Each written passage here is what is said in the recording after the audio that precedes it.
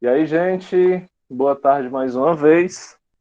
Vamos começar a nossa aulinha propriamente dita, trocada aqui as nossas reflexões iniciais. Na aula de hoje, pessoal, nós continuaremos falando um pouco da política. Não sei se vocês recordam, parece que as férias desse ano duraram uns 2 meses, mas nós encerramos o período passado falando dos filósofos contratualistas. E foram aqueles que tentaram refletir sobre como era a sociedade antes da criação das leis, antes da criação do Estado. E como a compreensão dessa sociedade sem lei, dessa sociedade sem governo, sem comando, como a compreensão desse momento ajuda a gente a entender o porquê dos seres humanos terem criado as leis, terem criado o Estado, a Constituição, a polícia, as escolas, né?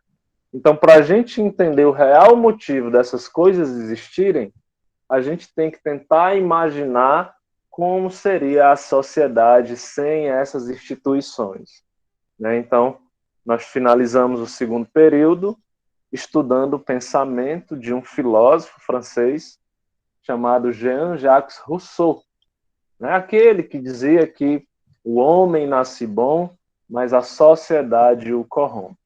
Mas não se preocupem que, na aula de hoje, a gente vai fazer uma pequena recapitulação dos dois primeiros teóricos que a gente viu, na verdade, três, e a partir da semana que vem, nós iniciaremos o nosso terceiro filósofo, nosso último filósofo dessa tríade aqui. Antes de passar para o slide, eu separei para vocês aqui um poema de um grande escritor do século passado, chamado Bertolt Brecht. Bom, não sei se dá para ouvir aí, mas resolveram iniciar uma obra exatamente agora. Estão cortando o piso em algum lugar pela Olinda. Vocês estão conseguindo enxergar direitinho aí, gente? Sim, sim. Sim. É preciso agir. É o nome desse poema que eu acho fantástico. O Bertolt Brecht, que é esse poeta, esse escritor do século passado, a sua poesia, ela sempre foi muito carregada de assuntos políticos, sempre foi carregada de assuntos existenciais. Ela sempre foi uma poesia social, nunca foi assim uma poesia deslocada, né? Porque enquanto acontecem situações altamente desagradáveis, não só no nosso país, mas no mundo inteiro, alguns artistas eles se preocupam com essa situação e outros não, né? Não sei qual a opinião de vocês sobre isso, mas, por exemplo, mais recentemente, no mês passado, para ser mais exato, uma banda de rock chamada Detonautas lançou um álbum inteiro de música, onde nesse álbum eles fazem uma crítica à situação política e social do país. Mas aí, se você analisar, a grande maioria dos artistas continuam falando das mesmas coisas. Chifre, bebida, festa, que não são coisas ruins, pelo contrário, quem me conhece sabe que todas essas coisas aí têm a ver comigo também. Dançar e ficar bêbado e curtir, mas nós vivemos uma situação que a arte parece não enxergar. Somente alguns poucos artistas conseguem explorar, conseguem ter essa visão mais filosófica da vida e conseguem produzir poemas como esses aqui como esse daqui que a gente vai ver agora. Fala o seguinte: é preciso agir, do Bertolt Brecht. Primeiro levaram os negros, mas não me importei com isso. Eu não era negro. Em seguida, levaram alguns operários, mas eu não me importei com isso. Eu também não era operário. Depois, prenderam os miseráveis, mas eu também não me importei com isso. Afinal de contas, eu não sou um miserável. Depois, agarraram os desempregados, mas como tenho meu emprego, também não me importei. Agora, agora estão me levando, mas já é tarde. Como eu não me importei com ninguém, ninguém se importa comigo. Bertolt Brecht. Incrível, gente. Esse poema, ao meu ver, ele é incrível. E aí eu queria que alguém comentasse, assim, em cima daquilo que eu falei a respeito da arte, em cima dessas palavras que a gente pode ler agora. O que é que vocês entendem, gente, do que está acontecendo no Brasil, do que está acontecendo no mundo? Vocês compartilham dessa opinião de que a arte, às vezes, ela se furta um pouco do seu papel? Como é que vocês enxergam a política hoje? Como é que vocês se enxergam dentro dessa política? Alguém gostaria de comentar? Mais alguém?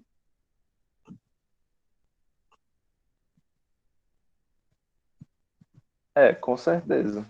Mas hoje, né, Raikkonen, a gente está carente, como eu falei, né? A gente está muito carente de artista que tenha o pensamento crítico ativo. A gente está muito carente. Quantos dos artistas que estão hoje no top de sucesso, quantos deles fazem ou já fizeram alguma crítica social política? Seja através de alguma rede social, seja através de algum vídeo, ou mesmo através da sua música. A Anitta, gente, a Anitta, que é uma cantora de funk, de vez em quando ela se mexe em algumas discussões políticas. A Anitta, se eu não me engano, certa vez, ela se envolveu aí numa discussão com o ministro do Meio Ambiente, entendeu? Por conta de alguma coisa aí que ela comentou, não sei. Mas esse poema, ele chama a atenção de vocês em algum aspecto? Ele desperta em vocês algum tipo de sentimento? Algo que vocês conseguem observar hoje?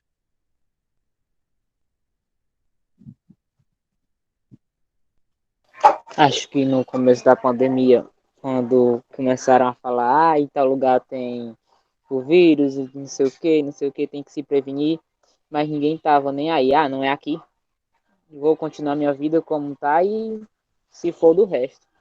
Aí, agora a gente tá passando por isso e, não sei, eu acho que quer dizer isso. Show. O Aleph está dizendo aí, ó, que faz lembrar aquele ditado: pimenta no dos outros é refresco. O Davi está dizendo aqui que o povo tem medo de ser cancelado. É verdade, viu, Davi? A gente percebe muita gente aí que deixa de se posicionar em muita coisa séria com medo de ser cancelado, né? Essa cultura do cancelamento, ela é horrível, né, cara? Mas ao mesmo tempo, eu também enxergo que a gente às vezes tem que se expor porque algumas coisas não dá para aguentar não, entendeu? Mais alguém, gente, gostaria de comentar alguma coisa? Vocês têm medo de serem cancelados, pessoal? Vocês têm medo desse cancelamento?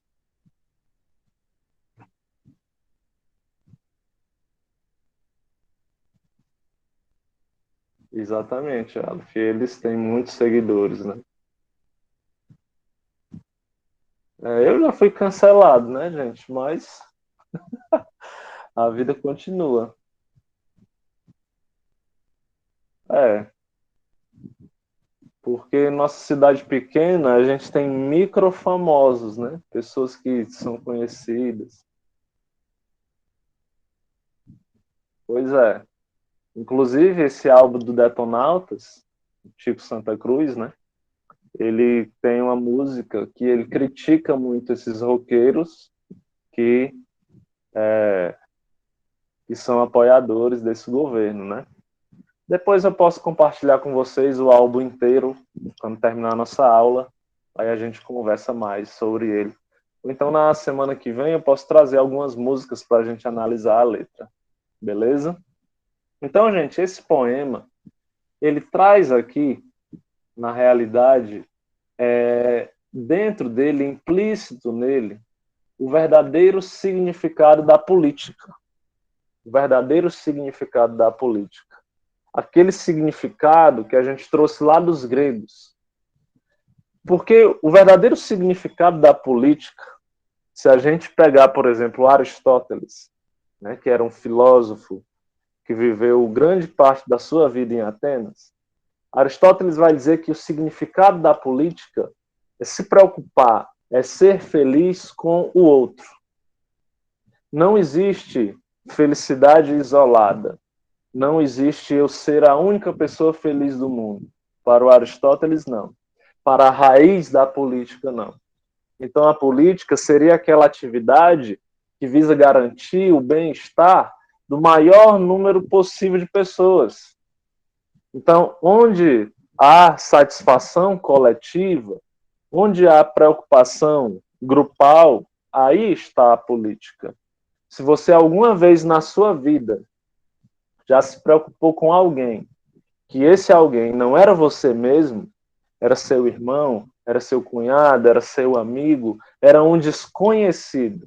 Se você alguma vez já passou por isso, então, em algum momento da sua vida, você fez política. Em algum momento da sua vida, você foi político. O problema é que hoje a gente confunde muito o real sentido da política com a política partidária, né? Existe uma diferença muito grande. Por exemplo, a gente teve aí em Martinópolis ontem as eleições, e o que é que a gente vê? A gente vê como se fosse duas torcidas de futebol.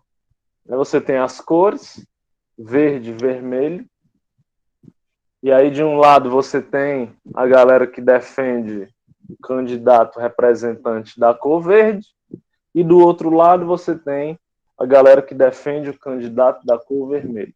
No final das... Inclusive eu estou de vermelho hoje, mas não tem nada a ver com isso aí, viu, gente? Mas no final das contas, o que é que a gente, analisando, o que é que a gente percebe? A gente percebe que as pessoas defendem o verde ou o vermelho não é porque aquela pessoa vai ser o melhor para a cidade. Não é porque aquela pessoa vai fazer o melhor para a coletividade. E eu estou falando isso nos dois casos. Não é porque aquela pessoa tem uma arte de governar que vai beneficiar toda a população. No final das contas, as pessoas brigam, as pessoas se xingam, inclusive as pessoas se matam por conta da defesa dos seus interesses próprios. Não pense que a galera está correndo atrás do verde ou a galera está correndo atrás do vermelho, né? Não é porque eles, Ave Maria, esse candidato aqui tem as melhores propostas, não. Eles estão correndo atrás daqueles candidatos porque aqueles candidatos vão trazer benefícios particulares. Particulares.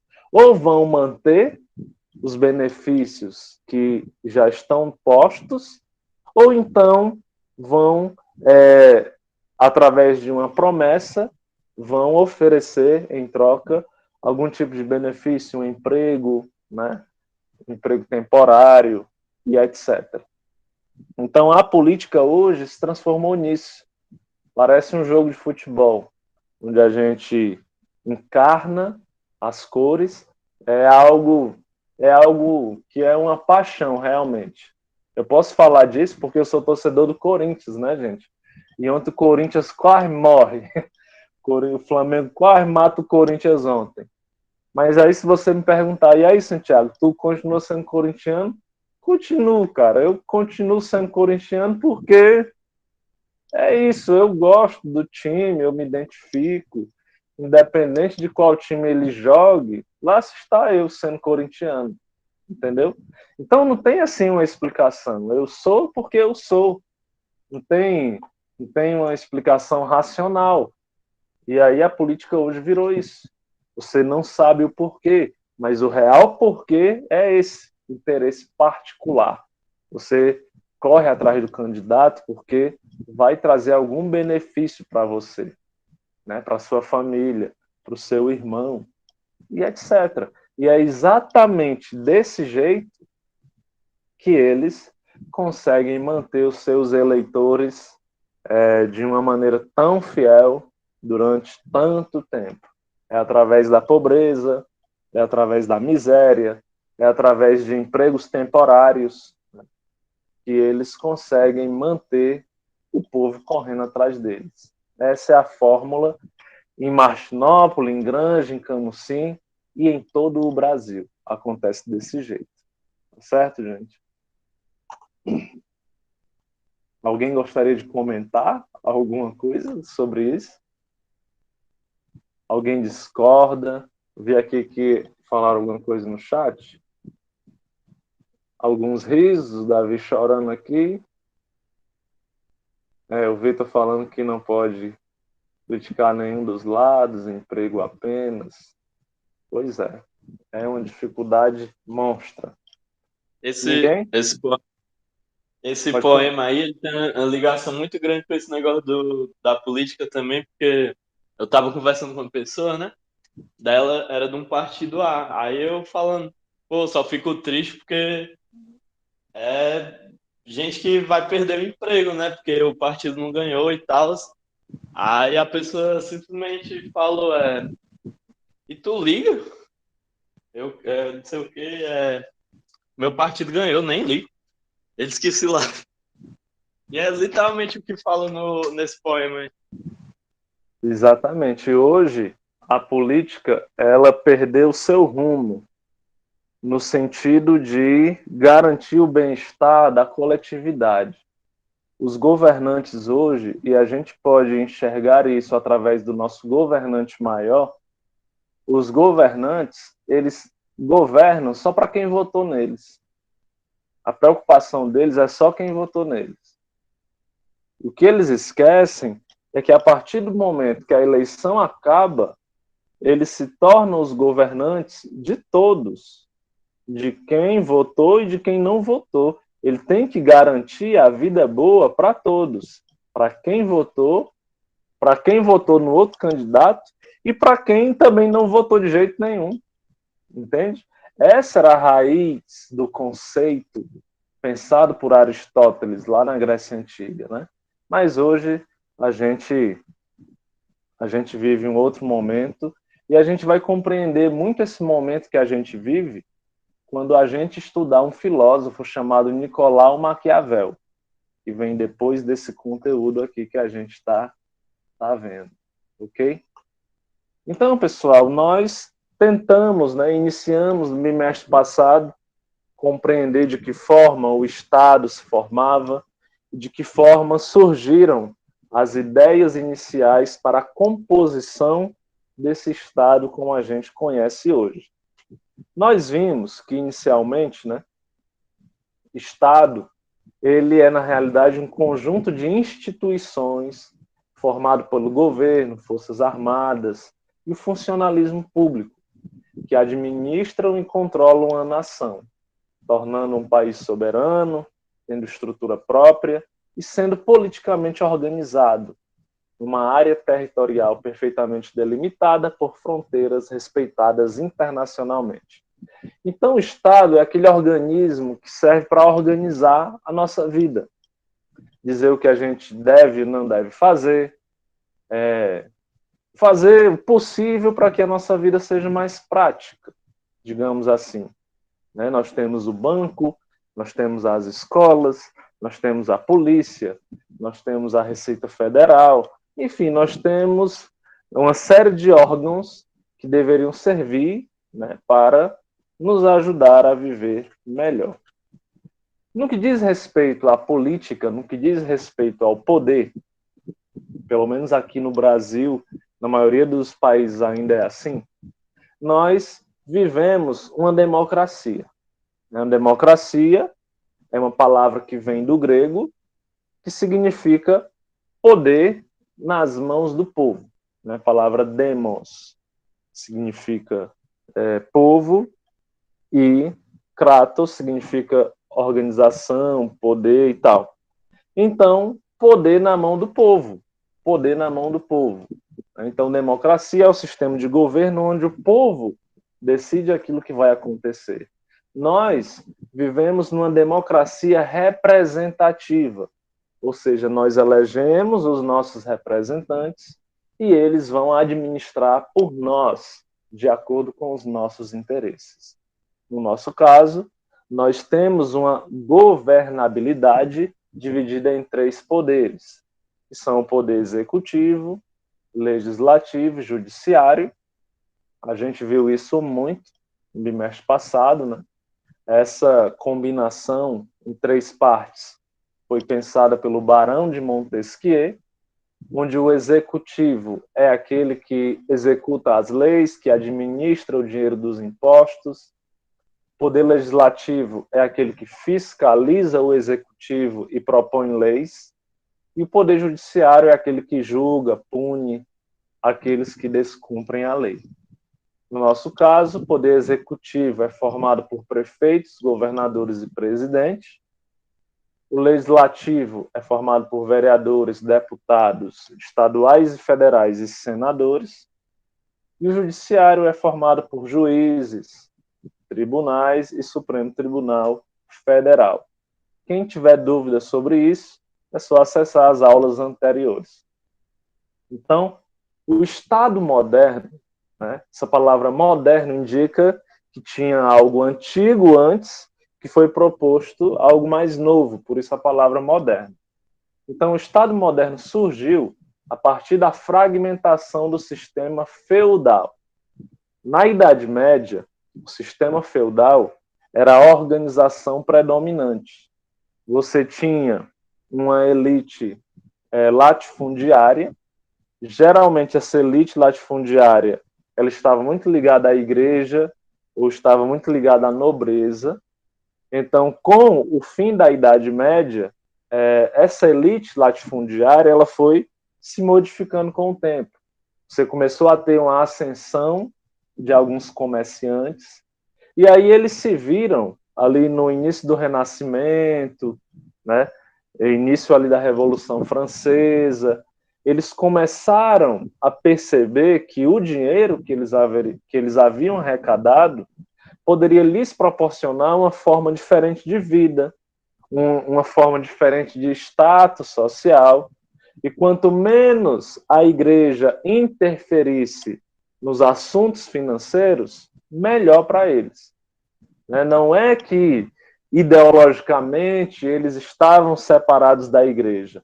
Afinal de contas, a igreja, o cristianismo, exerce influência grande até hoje na vida das pessoas.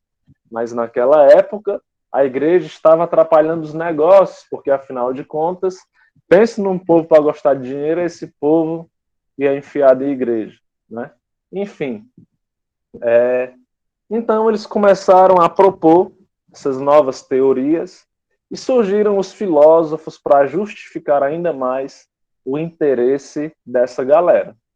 Então, para justificar a criação do Estado, pensadores desenvolveram teorias que partiram de diferentes pontos de vista. Destacaremos aqui os 3 principais, né? Thomas Hobbes, Jean-Jacques Rousseau.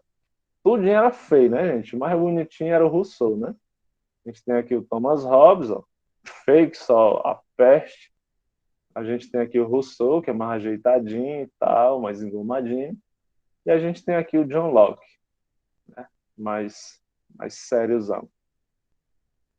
Então, no bimestre anterior, nós passamos aqui pelo Thomas Hobbes. Thomas Hobbes, aquele filósofo inglês, que refletiu sobre o seguinte: rapaz, como seria o mundo, como seria o terceiro agropecuária, como seria a Olinda se não existisse o Estado, se não existisse lei, se não existisse a escola, a polícia, se fosse todo mundo vivendo de maneira natural aqui na Olinda. Como é que funcionaria isso? Aí, o Thomas Hobbes vai concordar com o que o Pablo está dizendo aí. Ó. Sem a política, vivendo num estado de natureza, as pessoas elas viveriam em um caos, numa guerra. Agora é um cachorro que é latino. Ave Maria. Em seus casos. As pessoas viveriam numa guerra de todos contra todos. Ou seja, é a lei, vai dizer Thomas Hobbes, é a lei que acaba nos limitando. Mas como foi que isso começou? Porque se a lei foi criada pelos seres humanos, ela teve que ter um início. Ela não surgiu do nada. E aí o Thomas Hobbes vai dizer, olha, nessa guerra de todos contra todos, onde ele vai soltar também aquela frase, o homem é o lobo do homem, gravem essa frase, ele vai dizer o seguinte, vai chegar num ponto em que a matança vai ser tanta, mais tanta, que a gente vai chegar num ponto em que nós mesmos paramos e dissemos, rapaz, não dá para viver desse jeito, não. Não dá para viver desse jeito, não. É muita morte, é muito Ave Maria, é horrível. A gente tem que fazer alguma coisa para durar mais. Senão a galera não está chegando nem nos 30 anos. A gente tem que fazer alguma coisa para durar mais. Então a gente vai fazer um contrato social, um pacto social. Nesse pacto social, a gente abre mão de uma parte da nossa liberdade. Aí a gente vai se respeitar, vai impor limites. Nem todo mundo pode fazer tudo que poderia fazer antes, né? Então a gente vai abrir mão disso para que a gente possa viver em paz, para que a gente possa viver bem, para que a gente possa durar mais. Só que tem um problema aí. O ser humano, ele adora quebrar pacto. O ser humano adora quebrar promessa, né? O ser humano só faz promessa para quebrar. O ser humano só faz lei para quebrar, para desobedecer. Então, para que isso desse certo, seria necessária a criação também de um órgão fiscalizador e punitivo. Um órgão punitivo para que os indivíduos seguissem o pacto que fizeram, ou por medo, ou por obediência mesmo. Então, esse organismo, eles chamaram de Estado. O Estado é o organismo que garante o cumprimento do pacto, o cumprimento do contrato. E o Thomas Hobbes, ele comparou o Estado ao monstro mitológico Leviatã. Então, Leviatã, ou o Estado, deveria garantir a segurança de todos, porém, suas atitudes não poderiam ser questionadas. Então, o Estado, ele fiscaliza, garante a segurança, a vida de todo mundo, mas as suas ações não podem ser questionadas. Ele é o Todo-Poderoso que deve garantir a vida de todo mundo, tendo poderes ilimitados, mas ninguém pode questionar de jeito nenhum as suas atitudes. Então fica claro que Thomas Hobbes seria a favor de um governo absolutista. Ok? Isso aqui é só uma revisão rápida do que a gente viu no bimestre passado. Rousseau, pessoal, Rousseau era mais bonzinho assim, né? Era mais bonzinho no sentido de que para Rousseau, que era um francês, para Rousseau, se na Olinda não existissem leis, regras e etc., nós viveríamos felizes por aqui. Viveríamos felizes. Para Rousseau, a humanidade, no seu estado de natureza, ela seria uma humanidade que ele denomina de bom selvagem. Bom selvagem. Por que bom selvagem, sem a presença de lei, sem a presença de governo, escola, diabo a quatro? Porque nós possuiríamos 3 características. Seríamos solitários, livres e felizes. Essas 3 características nos tornariam pessoas satisfeitas. Então, sem a presença de lei, regra, Estado, governo, seríamos bons selvagens. A vida estaria show de bola. Compartilharíamos tudo e seríamos felizes dessa forma. Qual é o problema? O problema se chama propriedade privada. Grave isso na sua cabeça. O início de todos os males, para esse filósofo francês aqui, o início de todos os males, o início de toda a desigualdade, o início de todos os problemas narrados pelo Bertolt Brecht, lá no poema que a gente leu no início, todos os problemas têm a sua origem na criação da propriedade privada, principalmente o que eles chamam de desigualdade. E o que é propriedade privada? Propriedade privada é o cara pegar um pedaço de terra que pertencia antes a todo mundo e dizer que é dele. Entendeu? Então, antes, quando éramos bons selvagens, o mundo pertencia a todos, as árvores, os rios. Só que teve um sabidão que cercou um pedaço de terra, disse que era dele, e a galera acreditou. E aí todo mundo começou a cercar o céu. Teve uma galera que vinha de outro lugar, que não estava acostumado com isso. Aí viu aqueles pedaços de terra cercados e começaram a dizer que era deles também. E aí começou a briga por propriedade, o que gerou um estado de guerra. E é nesse momento, na briga pela propriedade, que vai exigir que a gente entre mais uma vez em contrato social. Esse contrato social, ele visa garantir a justiça, a segurança e a paz. Ao contrário de Thomas Hobbes, Rousseau não apoiava um modelo absolutista. Ele apoiava um modelo democrático, onde a vontade geral seria acatada. Seria aquele modelo de plebiscito. Já ouviram falar, gente, em plebiscito? Alguém já ouviu falar? Alguém sabe o que é um plebiscito? Mais alguém? Algum de vocês sabe o que é plebiscito? Plebiscito, gente, é uma forma de votação onde o governo ele pede a opinião da população.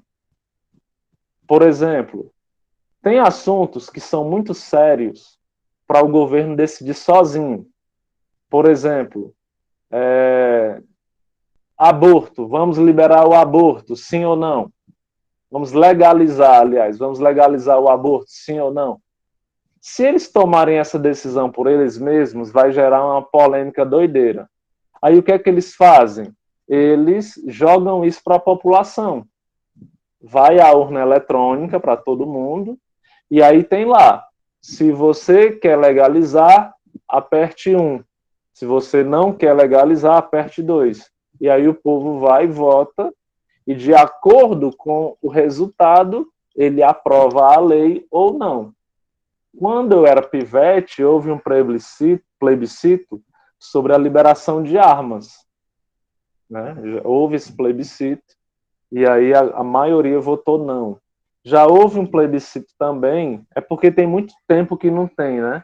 Sobre a transformação do Brasil numa monarquia. Para ter o rei do Brasil, e da época da família real ainda tem uma galera aí que é descendente, neto, bisneto, e a gente adotar o parlamentarismo, mas também não passou, né? Enfim, então o Rousseau ele acreditava nesse tipo de organização, viu? Já passou um pouquinho do tempo, mas vou pegar só mais uns 3 minutos, tá, gente?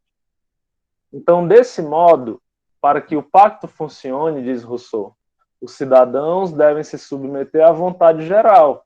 Todo mundo tem que participar. Se ficar um de fora, já não serve. Todo mundo tem que participar.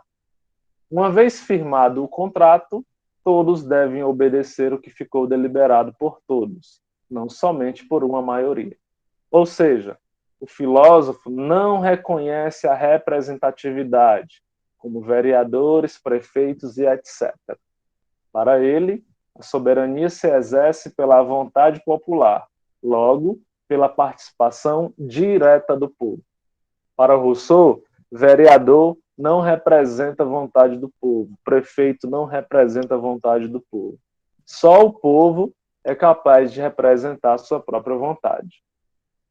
Participação não se resumiria a comparecer às urnas, mas em cada cidadão tivesse participação efetiva nas decisões que afetem a comunidade. Ok?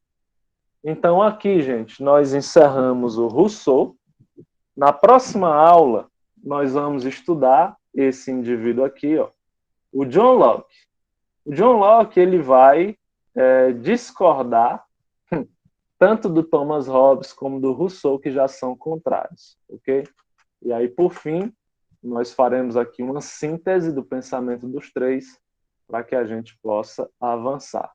Então, em resumo, Thomas Hobbes disse que se não fosse o Estado, a gente vivia de maneira caótica. O Estado existe para garantir a paz entre as pessoas. O Rousseau dizia que sem o Estado a gente vivia ótimo. Só que aí a gente foi inventar um negócio chamado propriedade privada, que gerou a desigualdade e trouxe todos os outros males. E aí, por causa da propriedade privada, da briga pela propriedade, foi necessário criar um contrato onde garantisse a paz, a segurança e a justiça, submetidos a uma vontade geral. Ok? Alguém tem alguma pergunta, gente? Dúvida? Piada? Comentário? Não? Ninguém quer contar uma história? Cantar uma música? Vitória, cante uma música pra gente. Eu não sei cantar, não. Tô brincando. Pois, gente, foi um prazer reencontrar vocês por aqui. Daqui uns minutinhos eu mando o vídeo da aula de hoje. Vou mandar também os vídeos das aulas anteriores desses assuntos, porque eu sei que vocês estão doidos para revisar, estão doidos para iniciar novamente a rotina de estudo de vocês. E vou mandar o link do álbum do Detonautas, o slide. E, pessoal, se organizem, que esse ano nós temos Enem, temos vestibular. Inclusive, passei no vestibular para o curso de História, viu? Quem sabe algum de vocês não vai ser meu colega de sala no fim do ano. Beleza? Passei em primeiro lugar, viu? Show. Moral aí, viu? Arrasei. Beleza? Então, pessoal, um cheiro e Tchau. a gente se encontra na semana que vem. Qualquer coisa, qualquer dúvida